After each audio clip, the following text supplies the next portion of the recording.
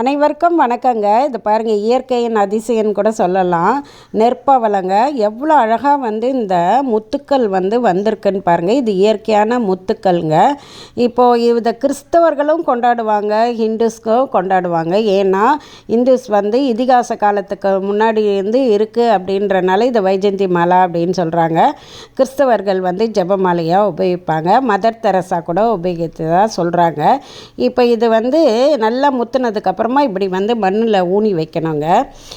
இது பாருங்கள், இதுதான் நேற்று கூட ஒருத்தர் என்கிட்ட கேட்டிருந்தாங்க. இந்த முத்துக்கள் இயற்கையான துளைகள் இருக்குங்க. இது பாருங்கள், ஒரு சின்ன நரம்பு மாதிரி இருக்குது. அது எடுத்துட்டா அந்த துளைகள் இருக்குது பாருங்கள். ஊசி நூல் கொண்டு இதை கோத்து நம்ம கழுத்தில் போட்டுக்கலாம். நிறைய ஆபரணங்கள் இதில் செய்யலாங்க. இது கொஞ்சம் கடினத்தன்மையாக இருக்கிறதுனால ஒரு வாரம் இதை நல்லா தண்ணியில் ஊற வச்சுட்டு மண்கலவையில் நம்ம ஊனி வைக்கணுங்க. தினசரி நிறைய தண்ணி கொடுக்கணுங்க.